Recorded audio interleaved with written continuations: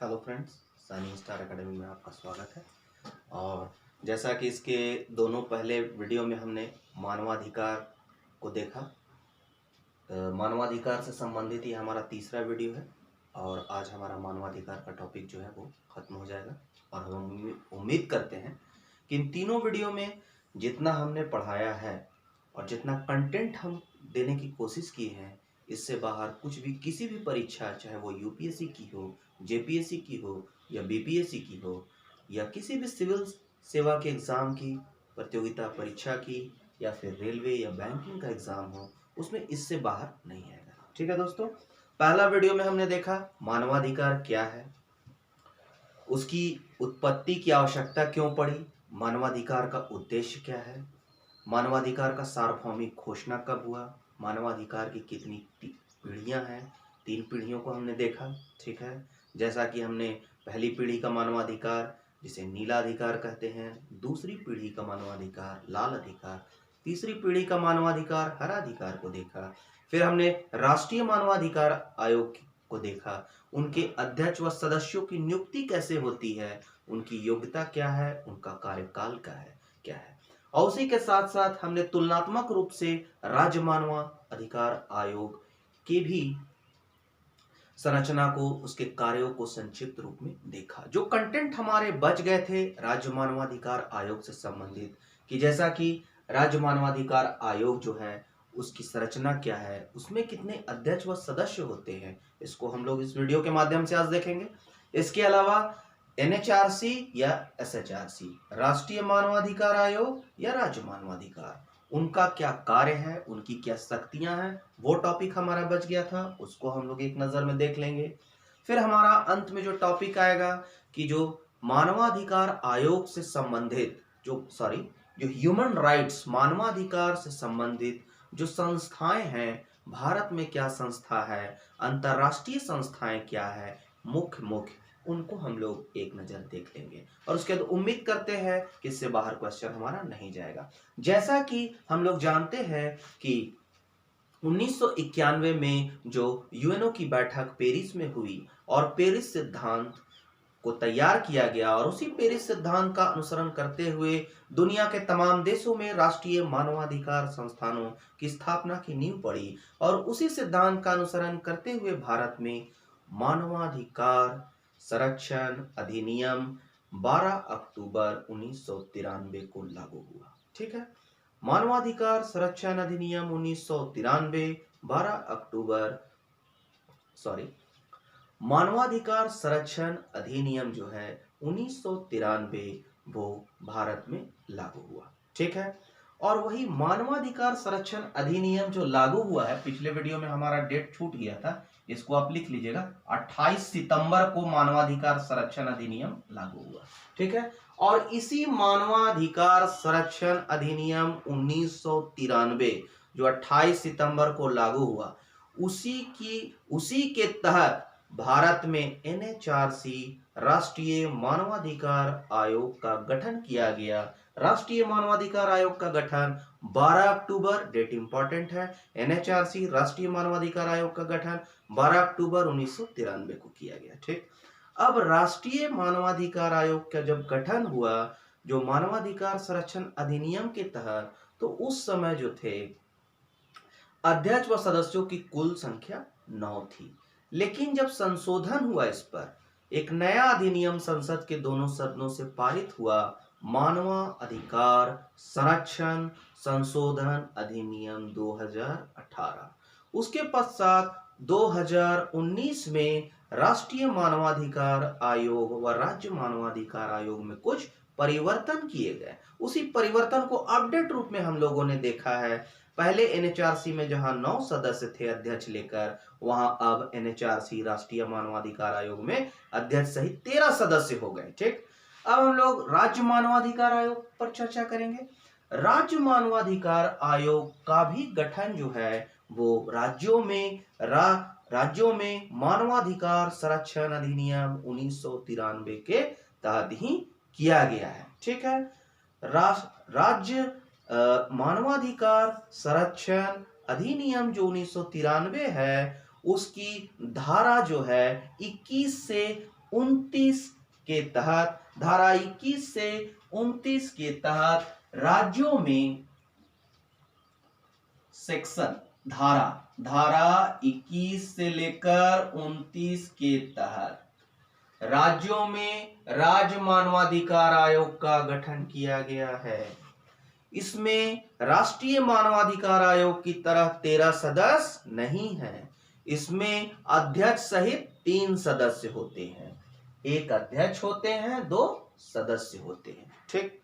ठीक उसी प्रकार अध्यक्ष की भी नियुक्ति की जाती है जिस प्रकार राष्ट्रीय मानवाधिकार आयोग में किया गया था। देखिए किस तरह की जाती है, आपको सभी याद आ जाएगा। अध्यक्ष व सदस्यों की नियुक्ति राज्यपाल द्वारा की जाती है। एनएचआरसी राष्ट्रीय मानवाधिकार आयोग में हमने देखा था अध्यक्ष व सदस्यों की नियुक्ति राष्ट्रपति द्वारा की जाती है। राज्यों में राज्य मानवाधिकार आयोग की नियुक्ति राज्यपाल द्वारा की जाती है, किंतु हटाया किसके द्वारा जाएगा? राष्ट्रपति के द्वारा ही हटाया जाएगा। हटाने की प्रक्रिया वही है जो राष्ट्रीय मानवाधिकार आयोग के अध्यक्ष व सदस्य की है। सुप्रीम कोर्ट के न्यायाधीश द्वारा जांच करने पर कोई दुराचार, कदाचार या कोई आरोप सिद्ध हो जाने पर ही राष्ट्रीय मानवाधिकार आयोग के अध्यक्ष व सदस्यों को जिस प्रकार हटाया जा सकता है, ठीक उसी प्रकार राज्य मानवाधिकार आयोग के अध्यक्ष व सदस्यों को भी सुप्रीम कोर्ट के न्यायाधीश की जांच द्वारा कदाचार या कोई आरोप सिद्ध होने पर ही उन्हें हटाया जा सकेगा, और हटाएंगे राष्ट्रपति महोदय। ठीक है, लेकिन नियुक्ति करेंगे राज्यपाल। ठीक है, राज्य मानवाधिकार आयोग के अध्यक्ष व सदस्यों की नियुक्ति राज्यपाल द्वारा किया जाएगा। ठीक है, तो राज्यपाल कैसे करेगा? ठीक उसी प्रकार एनएचआरसी की तरह। किस प्रकार? तो मुख्यमंत्री की अध्यक्षता में कमेटी का गठन किया जाता है। उस कमेटी में ठीक केंद्र की तरह ही एक राज्य के गृह मंत्री होते हैं, विधानसभा के अध्यक्ष होते हैं और विधानसभा के विपक्ष के नेता होते हैं। लेकिन जिन राज्यों में विधान परिषद का प्रावधान है, जैसे कि हमारे पड़ोसी राज्य बिहार में विधान परिषद का प्रावधान है, तो जिन राज्यों में विधान परिषद का प्रावधान है वहां पर विधान परिषद के सभापति होंगे और विधान परिषद के विपक्ष के नेता भी शामिल होंगे। यहां ध्यान देने वाली बात है दोस्तों कि राष्ट्रीय मानवाधिकार आयोग में हमने देखा था कि राज्यसभा के उप सभापति होते थे, जबकि यहाँ पर विधान परिषद यदि किसी स्टेट में होता है, हालांकि झारखंड राज्य में विधान परिषद नहीं है, इसीलिए यहाँ पर केवल मुख्यमंत्री, गृह मंत्री, विधानसभा के अध्यक्ष और विधानसभा के विपक्ष के नेता जो हैं, विधानसभा में विपक्ष के नेता ही इस कमेटी में भागीदारी करेंगे। लेकिन यदि वैसे स्टेट जहां विधान परिषद है वहां विधान परिषद के सभापति होंगे। सेंट्रल में हम लोग पढ़े थे राज्यसभा के उप सभापति, यहां ध्यान दीजिएगा विधान परिषद के सभापति और विधान परिषद के विपक्ष का नेता, ये सभी शामिल होंगे। ठीक है, और इसी उच्च स्तरीय जो कमेटी होगी उसी की अनुशंसा पर राज्यपाल महोदय राज्य मानवाधिकार आयोग के अध्यक्ष व सदस्यों की नियुक्ति करेंगे। यहाँ उल्लेखनीय यह है कि राज्य मानवाधिकार आयोग के अध्यक्ष व सदस्यों की नियुक्ति में कमेटी जो अनुशंसा करती है जिन नामों का, राज्यपाल उन्हें ही नियुक्त करता है। यह राज्यपाल महोदय कमेटी की अनुशंसा को मानने के लिए बाध्य होते हैं। चलिए, हो गया ये अध्यक्ष व सदस्य की नियुक्ति हो गई कमेटी के द्वारा, जिसमें मुख्यमंत्री है, गृह मंत्री है, विधानसभा अध्यक्ष है, उसका विपक्ष का नेता है, विधान परिषद के सभापति है, विधान परिषद के विपक्ष का नेता है। अब चलिए, इसकी योग्यता क्या होगी, शर्त क्या होगा, कार्यकाल क्या होगा। ठीक है, तो कार्यकाल जैसे मानवाधिकार संरक्षण अधिनियम के तहत 1993 में कार्यकाल कितना था? 5 से 10 वर्ष था। लेकिन जब संशोधन कर दिया गया 2018 में मानवाधिकार संरक्षण अधिनियम में, तो कार्यकाल जो है वो कितना हो गया? 3 वर्ष का कर दिया गया। और उम्र कितना कर दिया गया? अधिकतम 70 वर्ष। मतलब जो पहले पूरा हो जाए, यदि कार्यकाल खत्म होने के पहले 70 वर्ष पूर्व हो गया तो अध्यक्ष व सदस्य कोई भी हो वो रिटायर्ड कर जाएंगे। ठीक है, तो अध्यक्ष व सदस्यों की का कार्यकाल जो होगा वो 3 वर्ष का होगा। ठीक है, मैंने पिछले वीडियो में भी बताया था कि इसमें नए कानून के तहत 5 वर्ष की जगह कार्यकाल 3 वर्ष कर दिया गया है। लेकिन जो रिटायरमेंट का एज है वो अधिकतम 70 वर्ष ही रखा गया है। इसमें एक बात और जोड़ा गया था, जिसे पिछले वीडियो में मैंने बताया था, मेंशन किया था इस बात को, कि पहले अध्यक्ष व सदस्य केंद्र सरकार या राज्य सरकार में कोई भी पद धारण करने की योग्यता नहीं रखते थे सेवानिवृत्ति के बाद। लेकिन नए अधिनियम मानवाधिकार संरक्षण अधिनियम 2018 के तहत 2019 से यह प्रावधान किया गया है कि अध्यक्ष व सदस्य जो है वो एक बार पुनः दूसरे कार्यकाल के लिए भी अध्यक्ष व सदस्य के लिए पुनर्नियुक्त किए जा सकते हैं। यानी अगर एक अध्यक्ष बने हैं और उनकी कार्यशैली जो है काफी प्रशंसनीय रही है, कोई सदस्य बने हैं उनकी कार्यशैली बहुत प्रशंसनीय रही है, अच्छी रही है, तो पुनः अध्यक्ष बनने या सदस्य बनने के लिए पुनर्योग्यता रखते हैं एक बार फिर से। ठीक है, चलिए इसको मैंने पिछले वीडियो में लिखा भी दिया था। ठीक, चलिए अब आगे चलते हैं। हम लोग योग्यता आप देख रहे हैं, शर्त देख रहे हैं, कार्यकाल देख रहे हैं। तो कार्यकाल हमने देख लिया 3 वर्ष न्यूनतम, अधिकतम 3 वर्ष कार्यकाल रहेगा, 70 वर्ष तक उम्र तक रहेगा। ठीक, ये हमने देख लिया। पुनर्नियुक्ति की भी व्यवस्था की गई है कि एक बार और पुनर्नियुक्त हो सकते हैं अध्यक्ष व सदस्य। अब योग्यता क्या चाहिए? तो अध्यक्ष जो है कौन बनेगा? राज्य मानवाधिकार आयोग में अध्यक्ष जो है, पहले जो सिस्टम था उसमें यह था 2019 के पहले कि उच्च न्यायालय हाई कोर्ट का कोई रिटायर्ड सेवानिवृत्त मुख्य न्यायाधीश ही अध्यक्ष हो सकते थे। जिस प्रकार राष्ट्रीय मानवाधिकार आयोग में पहले यह था कि कोई सुप्रीम कोर्ट के सेवानिवृत्त मुख्य न्यायाधीश ही अध्यक्ष हो सकते हैं। ठीक है, लेकिन नई परंपरा के अनुसार 2019 के बाद संशोधन के बाद यह प्रावधान किया गया कि उच्च न्यायालय के सेवानिवृत्त मुख्य न्यायाधीश के साथ साथ उच्च न्यायालय के सेवानिवृत्त अन्य न्यायाधीश भी अध्यक्ष पद के योग्य होंगे। यदि कमेटी चाहे तो सेवानिवृत्त मुख्य न्यायाधीश को छोड़कर अन्य न्यायाधीशों की भी अनुशंसा अध्यक्ष पद के लिए कर सकता है। ठीक है, तो सदस्य में पहला सदस्य कौन होगा? उच्च न्यायालय, सदस्य नहीं, अभी हम अध्यक्ष की बात कर रहे हैं। चलिए, तो पहले अध्यक्ष क्या होते थे? उच्च न्यायालय के सेवानिवृत्त मुख्य न्यायाधीश होते थे। अब क्या हो गया? संशोधन के बाद अब उच्च न्यायालय के सेवानिवृत्त मुख्य न्यायाधीश के साथ साथ अन्य न्यायाधीश भी योग्य हो गए। चलिए, उम्मीद करते हैं कि आपको याद हो गया होगा। आगे बढ़ते हैं। मात्र 2 सदस्य की बात है। एक सदस्य जो होंगे वो उच्च न्यायालय से होंगे, दूसरे सदस्य जो होंगे वो जिला न्यायालय से होंगे। ठीक, ये हो गया क्लियर। अब उच्च न्यायालय से कौन सदस्य होंगे? उच्च न्यायालय में कार्यरत या सेवानिवृत्त न्यायाधीश। यहां मुख्य न्यायाधीश की हम बात नहीं कर रहे हैं। उच्च न्यायालय में कार्यरत या सेवानिवृत्त न्यायाधीश में से होंगे। ठीक, एक अन्य सदस्य कौन होंगे? तो जिला न्यायाधीश, ऐसे जिला न्यायाधीश जिनको 7 वर्षों का अनुभव हो। ठीक, यदि कमेटी के स्वविवेक में ऐसा लगा कि कोई जिला न्यायाधीश वैसे नहीं उन्हें राज्य स्तर पर लगे जिनको 7 वर्षों का अनुभव है, या फिर उन्हें लगा, तो ऐसी स्थिति में वो एक अन्य सदस्य जो है जिला न्यायाधीश जिन्हें 7 वर्ष का अनुभव है, उसके अलावे प्रावधान किया गया है कि ऐसे व्यक्ति को भी सदस्य के रूप में कमेटी अनुशंसा करेगी जो मानवाधिकार का समुचित ज्ञान रखते हों, जिन्हें मानवाधिकार के संदर्भ में व्यवहारिक अनुभव हो, ज्ञान हो, मानवाधिकार के प्रति उन्होंने कार्य किया हो। ऐसे एक सदस्य को भी नियुक्ति की अनुशंसा कर सकती है। तो एक अध्यक्ष हो गए उच्च न्यायालय के सेवानिवृत्त मुख्य न्यायाधीश के साथ साथ सेवानिवृत्त अन्य न्यायाधीश। एक सदस्य क्या हुए?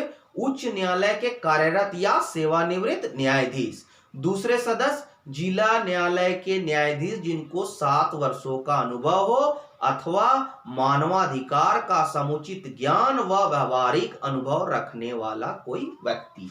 चलिए, 3 सदस्य हमारा कंप्लीट हो गया। एक अध्यक्ष, 2 सदस्य, कुल 3 कंप्लीट हो गया हमारा। अब क्या है? राज्य मानवाधिकार आयोग की संरचना समाप्त हो गई, यही राज्य मानवाधिकार। अब जो राज्य स्तर पर राज्य मानवाधिकार आयोग का कार्य रहेगा वही राष्ट्र केंद्र स्तर पर राष्ट्रीय मानवाधिकार आयोग का कार्य रहेगा। दोनों के हम कार्यों को देख लेते हैं। तो राष्ट्रीय मानवाधिकार आयोग हो या राज्य मानवाधिकार आयोग हो, कार्य है, मानवाधिकार आयोग का कार्य है या तो स्वतः संज्ञान लेते हुए या किसी पीड़ित व्यक्ति के आवेदन पर या पीड़ित व्यक्ति की शिकायत पर संज्ञान लेते हुए मानवाधिकार के उल्लंघन की स्वतंत्र व निष्पक्ष होकर जांच करना। ध्यान दीजिएगा, इसकी कार्य और शक्तियां जो है आयोग की है, स्वयं या पीड़ित के पहल पर संज्ञान लेते हुए मानवाधिकार उल्लंघन का स्वतंत्र व निष्पक्ष जांच करना। ठीक, निष्पक्ष जांच करना। इस क्रम में आयोग को कौन सी शक्तियां प्राप्त है जांच करने में? पहली आयोग को शक्ति प्राप्त है कि वह जांच स्थल में अपनी जांच टीम भेज सकता है, जांच टीम भेज सकता है। इसके अलावा संबंधित राज्य सरकार या केंद्र सरकार की जांच एजेंसियों से मदद ले सकता है, उनसे सहयोग ले सकता है। जांच के क्रम में गवाहों को बुला सकता है। यदि कोई गवाह नहीं पहुंचता है तो उसकी उपस्थिति सुनिश्चित कराने के लिए उसे सम्मन जारी कर सकता है, उसे नोटिस जारी कर सकता है। तो क्या हुआ? मानवाधिकार के उल्लंघन के मैटर की स्वतंत्र व निष्पक्ष जांच हेतु वह जांच स्थल पर जाकर जांच कर सकता है, निरीक्षण कर सकता है। इसके लिए जांच टीम भेजता है, चाहे तो वह सरकारी एजेंसी, कोई केंद्र सरकार की या राज्य सरकार की एजेंसी से मदद ले सकता है। गवाहों की उपस्थिति सुनिश्चित कराता है, इसके लिए वह सम्मन भी जारी कर सकता है। किसी सरकारी अधिकारी से पूछताछ कर सकता है। ठीक है, मानवाधिकार के उल्लंघन के विषय में किसी सरकारी अधिकारी से पूछताछ करेगा, पूछताछ भी कर सकता है। कोई सरकारी अगर कागजात की उसे आवश्यकता हो या किसी कागजात, किसी अभिकरण से संबंधित, एजेंसी से संबंधित किसी कागजात की उसे आवश्यकता हो उसकी जांच में, तो उसकी फोटो प्रति प्राप्त करने का उसे अधिकार है। ठीक है, और जांच में जो जो चीजें वो पाएगी इस संबंध में वह सरकार को सुझाव देगी। ध्यान रखिएगा दोस्तों कि यह एक सुझाव देने वाली परामर्शदात्री अभिकरण है, इसे दंड देने का अधिकार नहीं है, किंतु इसके सुझाव जो हैं वो बहुत प्रभावशाली होते हैं, क्योंकि यदि उनके सुझाव या रिपोर्ट प्रतिवेदन को राज्य सरकार या कोई अभिकरण जो है इस उनके सुझाव पर क्या कर रही है, इस संदर्भ में उन्हें 1 माह के अंदर इन्हें सूचित करना पड़ता है। ठीक है, यदि कि आपने जो सुझाव दिया, आयोग ने जो सुझाव दिया, उस पर सरकार क्या कर रही है, क्या करेगी। यदि सरकार उसके सुझाव को नहीं मानती है तो एक तर्कपूर्ण प्रभावशाली कारण देना पड़ता है। ठीक है, साथ ही साथ राष्ट्रीय मानवाधिकार आयोग जो है वार्षिक रिपोर्ट राष्ट्रपति को सौंपती है और राज्य मानवाधिकार आयोग अपनी वार्षिक रिपोर्ट राज्यपाल को सौंपती है, और इन रिपोर्टों को संसद के दोनों सदनों में रखा जाता है। राज्य स्तर पर विधानसभा में रखा जाता है और संसद के सदनों व विधानसभा में मानवाधिकार आयोग की इन रिपोर्टों पर परिचर्चा होती है और उसके क्रियान्वयन पर जोर दिया जाता है। यदि आयोग के रिपोर्ट, वार्षिक रिपोर्ट को न माना जाए या उसके सुझाव को प्रभावशाली ढंग से लागू न किया जाए तो इसका पूरी तरह से तर्कपूर्ण उत्तर देना पड़ता है संसद में। इसीलिए यह परामर्शदात्री निकाय अवश्य है दोस्तों, लेकिन इसका सुझाव जो है, इनके जो सुझाव होते हैं वो बहुत प्रभावशाली हैं। ठीक है, याद रखिएगा, फिर से मैं कह रहा हूं, यह एक परामर्शदात्री निकाय है, यह सुझाव देने वाला अभिकरण है, यह दंड देने वाला अभिकरण नहीं है। ठीक है, तो आवश्यक सुझाव देता है, घटना स्थल पर जांच टीम को भेजता है, आयोग स्वयं दंड नहीं दे सकता, परामर्शदात्री निकाय है। या जो सुझाव देगा उस पर 1 माह के अंदर सरकार से रिपोर्ट सरकार या कोई अभिकरण इसको सूचना देगी, ठीक है, कि 1 माह के अंदर कि आपके सुझाव पर क्या किया गया। साथ ही साथ इसका कार्य है मानवाधिकार आयोग का देश भर में शोध अनुसंधान को बढ़ावा देना, मानवाधिकार के प्रति जागृति पैदा करना, लोगों के बीच मानवाधिकार के प्रति चेतना पैदा करना। ठीक है, तो हमने राज्य मानवाधिकार आयोग को देख लिया। इससे पहले वीडियो में राष्ट्रीय मानवाधिकार आयोग की संरचना को देखा। आज राज्य मानवाधिकार आयोग की संरचना को देखा, 1 अध्यक्ष और 2 सदस्य, कुल 3। ठीक है, हमने मानवाधिकार आयोग के कार्य और शक्ति को देखा। इसके बाद थोड़ा सा हम देख लेंगे कि झारखंड राज्य में जो राज्य मानवाधिकार आयोग है उसकी क्या स्थिति है। तो झारखंड राज्य में राज्य मानवाधिकार आयोग का गठन जो है वो 2011 में किया गया। हम लोग जानते हैं कि 15 नवंबर सन 2000 ईस्वी को झारखंड एक पृथक राज्य के रूप में अस्तित्व में आया, लेकिन उसके पश्चात 11वें वर्ष 2011 में राज्यपाल MH फारूक थे। उस समय झारखंड राज्य मानवाधिकार आयोग का गठन किया गया। ठीक है, इसके प्रथम अध्यक्ष जो थे वो मुख्य न्यायमूर्ति जो थे श्री नारायण राय को बनाया गया। श्री नारायण राय प्रथम अध्यक्ष, याद रखिएगा इसके प्रथम अध्यक्ष जो हैं कौन थे? नारायण राय थे। ये राजस्थान हाई कोर्ट के रिटायर्ड जज थे, मुख्य न्यायाधीश थे, श्री नारायण राय। फिर सदस्य जो बनाया गया वो लक्ष्मण उरांव को बनाया गया था, जो झारखंड राज्य में ही पूर्व लोकायुक्त थे। ठीक, वर्तमान में इसके जो है अध्यक्ष कोई नहीं है, पद रिक्त है, 2018 से ही रिक्त है, 2 वर्ष बीत चुके हैं, अभी तक कोई अध्यक्ष की नियुक्ति नहीं की गई है। संतोष कुमार सतपथी जो हैं वो कार्यकारी अध्यक्ष के रूप में कार्य कर रहे हैं। तो झारखंड राज्य मानवाधिकार आयोग का गठन 2011 में हुआ। किस राज्यपाल के समय? MH फारूक राज्यपाल के समय। ठीक है, उसके बाद इसके अध्यक्ष कौन थे? तो इसके अध्यक्ष श्री नारायण राय, राजस्थान हाई कोर्ट के रिटायर्ड चीफ जस्टिस। ठीक, तो उसके बाद लक्ष्मण उरांव इसके सदस्य थे पहले। ठीक, तो लक्ष्मण उरांव क्या थे? तो झारखंड सरकार में पूर्व लोकायुक्त। वर्तमान में पद खाली है। कार्यकारी अध्यक्ष है संतोष कुमार सतपथी, SK सतपथी। अगर इसके पद को हाल फिलहाल में भर दिया जाता है तो अध्यक्ष कोई झारखंड राज्य मानवाधिकार आयोग का बनाया जाता है, तो आप उसको जरूर से अपडेट कर लीजिएगा, नोट कर लीजिएगा। ठीक है दोस्तों, तो ये था राष्ट्रीय मानवाधिकार राज्य मानवाधिकार आयोग और उनकी शक्तियां और उनके कार्य। उम्मीद करते हैं इससे ज्यादा क्वेश्चन नहीं आएंगे। अब हम लोग थोड़ा सा देखेंगे मानवाधिकार से संबंधित संस्थाएं।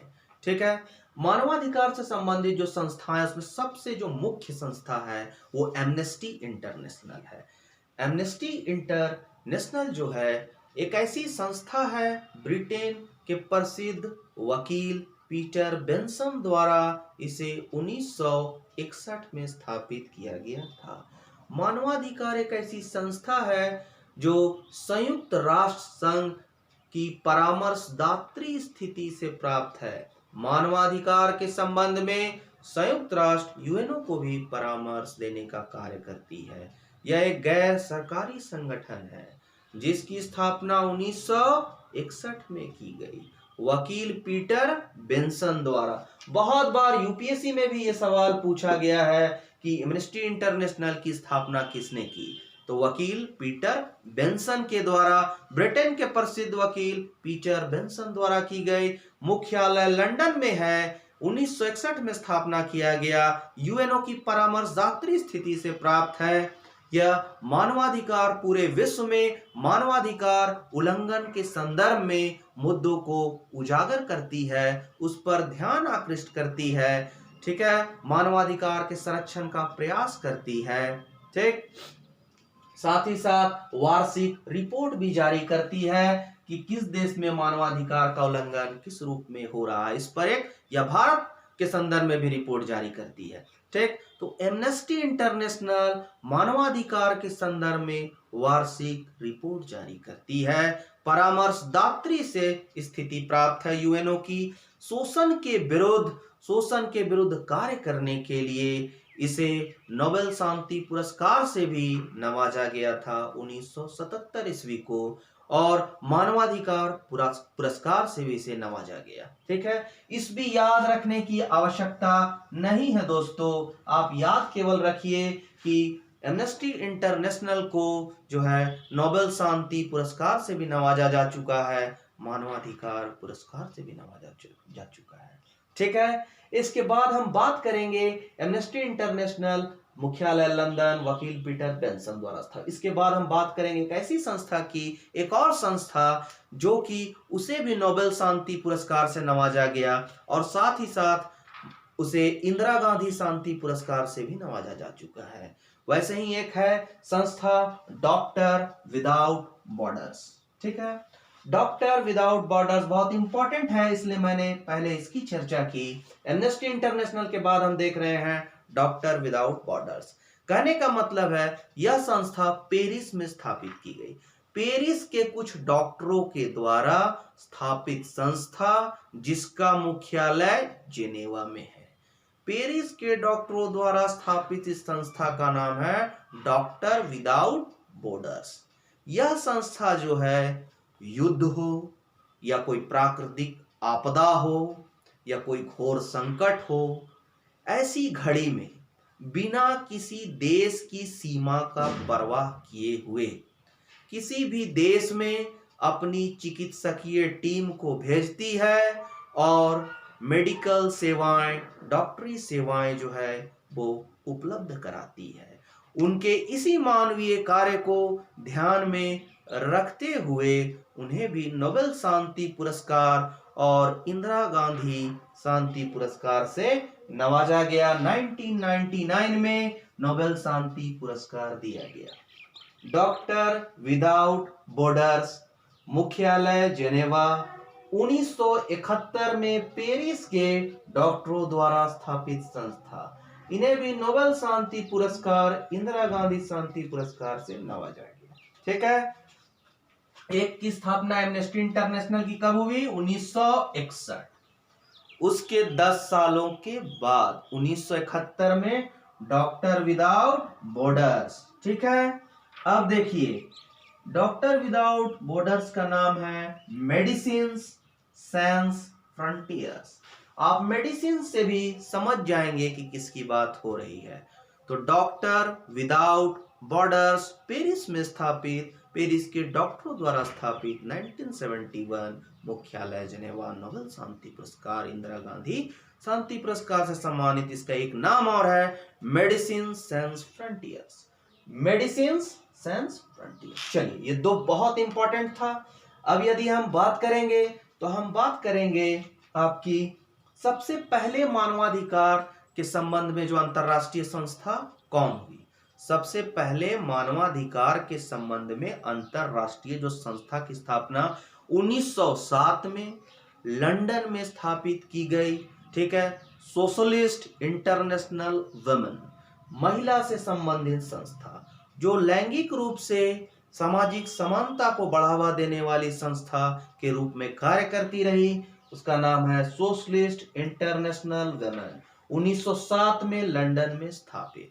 इसे आप ध्यान रखिएगा, अगर पूछ दिया जाए कि मानवाधिकार से संबंधित सबसे पुरानी संस्थान कौन है तो लंदन में है स्थापित 1907 में सोशलिस्ट इंटरनेशनल वुमेन। उसके बाद 1926 में आते हैं हम अखिल भारतीय महिला सभा। नाम से ऐसा प्रतीत हो रहा है कि यह भारत का ऑर्गेनाइजेशन है, लेकिन ऐसा नहीं है। यह एक अंतरराष्ट्रीय रूप ले चुका है और दक्षिण पूर्वी एशिया में महिलाओं का सबसे बड़ा संगठन के रूप में कार्य कर रहा है, महिलाओं के अधिकारों के लिए लड़ रहा है। संपूर्ण दक्षिण पूर्व एशिया में इसकी कई शाखाएं स्थापित हो चुकी है।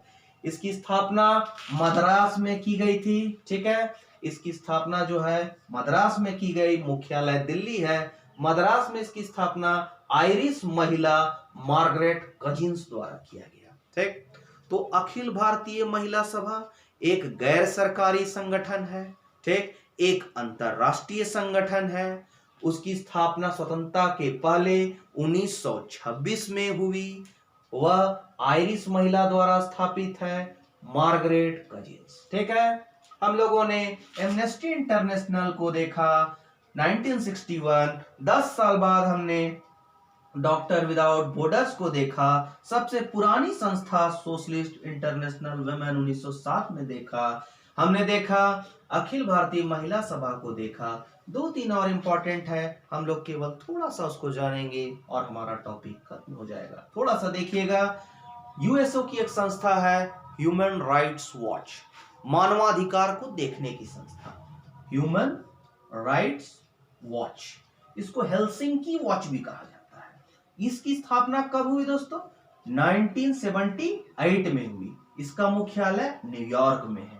यूएसओ का सबसे बड़ा ऑर्गेनाइजेशन है यह विश्व की मीडिया का ध्यान, यह जो है वो विश्व की मीडिया का ध्यान जो है वो मानवाधिकार उल्लंघन की ओर खींचता है। यूएसए में अभी तक हम लोगों ने कोई संस्था नहीं देखा था, तो हम लोगों ने देखा वो संस्था की स्थापना कब हुई? 1978 में हुई, 1978 में हुई। ठीक है, क्या नाम है संस्था का? Human rights watch. इसका एक और नाम क्या है? Helsinki watch. ठीक है, मुख्यालय कहाँ है? तो न्यूयॉर्क में है। ठीक, ह्यूमन राइट्स वॉच 1978, मुख्यालय न्यूयॉर्क, हेलसिंकी वॉच कहा जाता है विश्व की मीडिया का ध्यान जो है मानवाधिकार उल्लंघन की ओर खींचता है। ठीक, हमने एमनेस्टी इंटरनेशनल देख लिया, अखिल भारतीय महिला सभा देख लिया, ह्यूमन राइट्स वॉच देख लिया, डॉक्टर विदाउट बॉर्डर्स देख लिया, जिसे इसे भी नोबेल शांति पुरस्कार मिला था एमनेस्टी इंटरनेशनल के जैसा। उसके बाद हमने ये सोशलिस्ट इंटरनेशनल वुमेन देख लिया। अब मात्र हमारा ये दो ठो बच गया संस्था, थोड़ा सा हम लोग जान लेंगे इसके बारे में। एक है बच्चों की संस्था जो ह्यूमन राइट्स वॉच 78 के एक साल के बाद इसकी स्थापना हुई, डिफेंस फॉर चिल्ड्रन।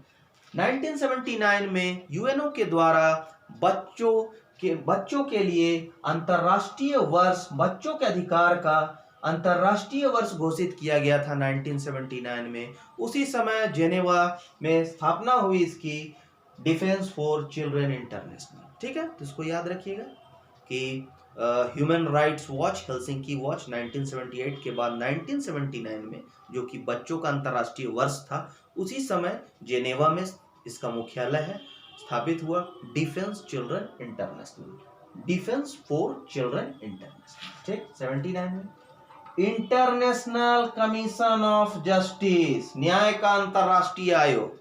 अंतरराष्ट्रीय न्यायालय नहीं सोचिएगा ऐसे, अंतरराष्ट्रीय न्यायालय का मुख्यालय द हेग में है, नीदरलैंड में। ये दूसरा चीज है, ये आयोग है। ठीक है, तो इंटरनेशनल कमीशन ऑफ जस्टिस 1952 में स्थापना, मुख्यालय जेनेवा। इंटरनेशनल कमीशन, अंतरराष्ट्रीय आयोग, इंटरनेशनल कमीशन ऑफ जस्टिस, स्थापना 1952 जेनेवा में। क्रोनोलॉजी रूप में हम लोग देखेंगे, सबसे पहले 1907 में हुआ सोशलिस्ट इंटरनेशनल वुमेन की स्थापना, मुख्यालय लंदन। उसके बाद आपका क्या हुआ? अखिल भारतीय महिला सभा 1926 में मद्रास में, मार्गरेट कजिन्स द्वारा, आयरिश महिला। ठीक, 1907, 1926। उसके बाद पुरानी संस्था कौन है? ये है international commission of justice, Geneva मुख्यालय। ठीक, उसके बाद सबसे पुरानी संस्था कौन है 52 के बाद? एमनेस्टी इंटरनेशनल 1961 में, लंदन मुख्यालय हो गया पीटर बेंसन द्वारा। ठीक, उसके बाद कौन है?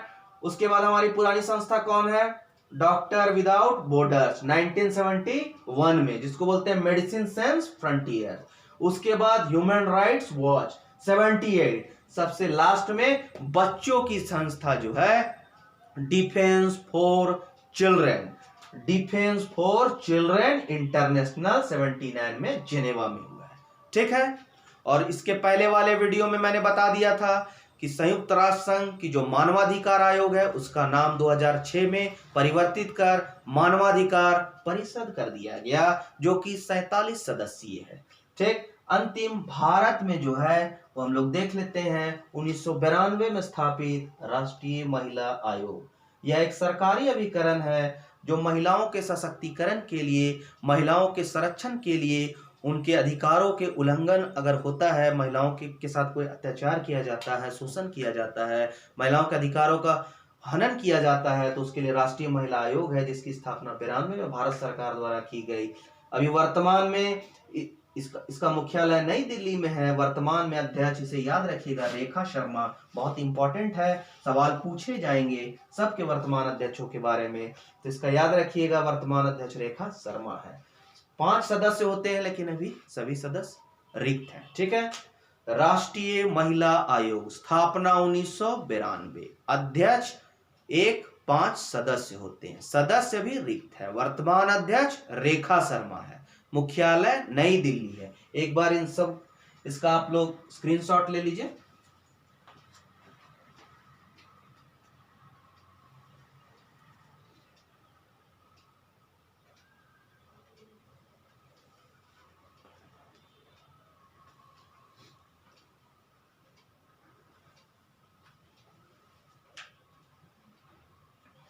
चलिए, उम्मीद है सब लोगों ने स्क्रीनशॉट ले लिया होगा। आज ये चैप्टर आपका मानवाधिकार आयोग खत्म हो चुका है। 1-2 पॉइंट जो छूटा हुआ है वो मैं डिस्कस कर लेता हूं। ठीक है। जैसा कि आप लोग जानते हैं कि मानवाधिकार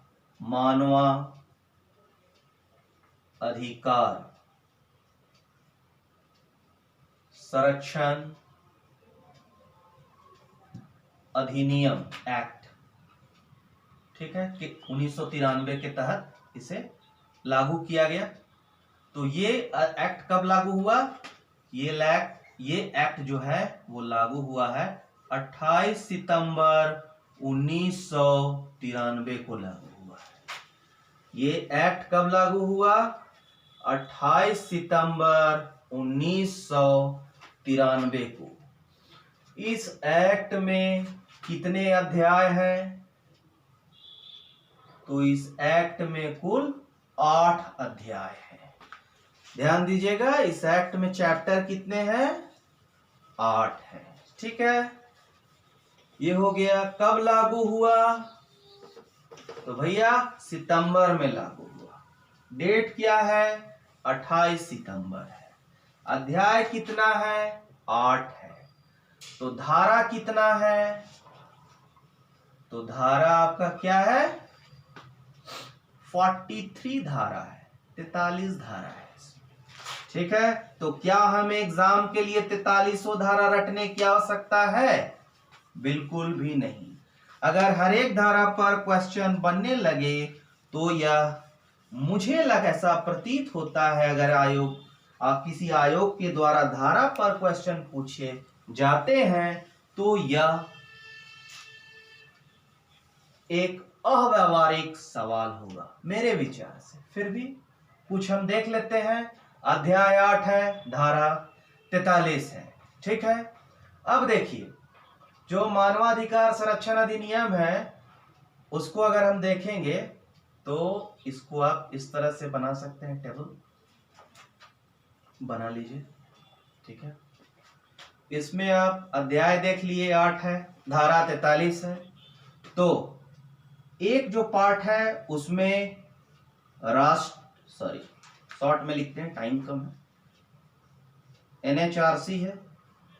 एक में एनएचआरसी का गठन का प्रावधान किया गया है।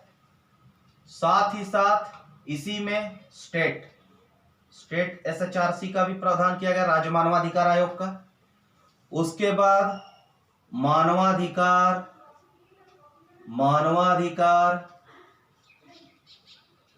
न्यायालय के गठन का भी प्रावधान किया गया है। ठीक है। अब देखिए, राष्ट्रीय मानवाधिकार आयोग का गठन किस धारा में किया गया है? धारा 3 में है। आप इसको याद रखिएगा कि मानवाधिकार संरक्षण अधिनियम के धारा 3 के तहत एनएचआरसी के गठन का प्रावधान किया गया है। ठीक है। धारा 21 से लेकर 29 के बीच राज्य मानवाधिकार आयोग के बारे में कहा गया है। धारा 29 यहां हो गया। धारा 30-31 में मानवाधिकार न्यायालय के बारे में कहा गया है। मानवाधिकार न्यायालय के बारे में धारा 30-31 में। राज्य मानवाधिकार 21 से 29। ठीक है। इसका मतलब है कि धारा 3 में राष्ट्रीय मानवाधिकार आयोग के गठन का प्रावधान किया गया है। तो धारा 3 से लेकर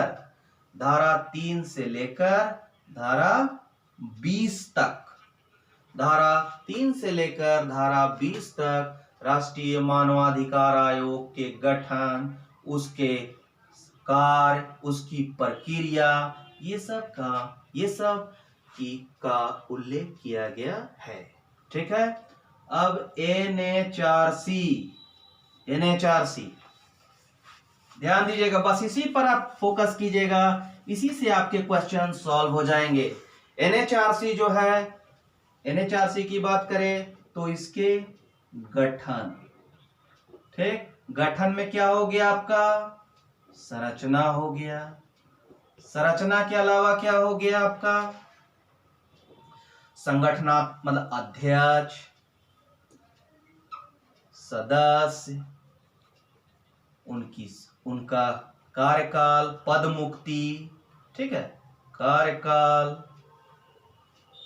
पद मुक्ति, ये सब की जो बातें की गई है वही आपकी जाकर इस धारा में की गई है। धारा 3 से लेकर 20 में गठन की बातें की गई है, साथ ही साथ आपको गठन के अलावा NHRC का कार्य, इसकी बातें की गई है, साथ ही साथ NHRC की प्रक्रिया की बातें की गई है। ठीक,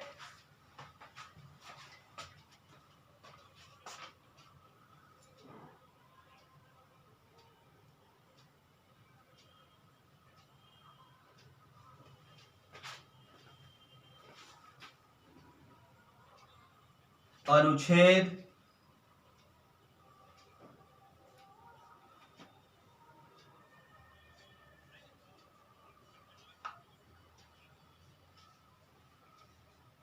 जी, धारा 3 से लेकर 11 तक के बीच, धारा 3 से लेकर 11 तक के बीच आपको गठन की बात की गई है, संरचना, अध्यक्ष, सदस्य, उनकी पदमुक्ति, कार्यकाल का। NHRC कार्य कैसे करेगा, NHRC इसकी बात जो है वो 12 से 16 के बीच, धारा 12 से 16 के बीच की गई है। उसके बाद प्रक्रिया क्या है कार्य करने की, उसका बाद जो प्रोसेस की बात जो की गई है वो धारा 17 से 20 तक के बीच की गई है। मुझे लगता है कि अब कोई भी टॉपिक राष्ट्रीय मानवाधिकार या राज्य मानवाधिकार आयोग से बचा हुआ नहीं है। ठीक है, आज मानवाधिकार का हमारा टॉपिक खत्म हो गया। उन तमाम JPSC की तैयारी कर रहे छात्रों को मेरी ओर से यह शुभकामना है कि मानवाधिकार के इस 3 वीडियो पर ही आप जो 4 अंक जो पूछे जाएंगे उसमें पूरे आप 4 अंकों में 4 मार्क्स उठा सकते हैं। साथ ही साथ UPSC की तैयारी करने वाले छात्र, कोई भी सिविल सर्विस की तैयारी करने वाले जो छात्र हैं, उनसे जो भी मानवाधिकार से संबंधित सवाल पूछे जाएंगे वो सारे उत्तर दे सकते हैं। ठीक है, तो अगले वीडियो में हम फिर मिलेंगे आपसे, तब तक के लिए विदा चाहते हैं। अगर हमारा वीडियो आपको पसंद आया हो, हम और हमारी टीम बहुत ज़्यादा मेहनत कर रही है, अगर वीडियो पसंद आ रहा है तो इसे ज़्यादा से ज़्यादा शेयर करें दोस्तों के बीच, सब्सक्राइब करें मित्रों। जय हिंद, जय भारत।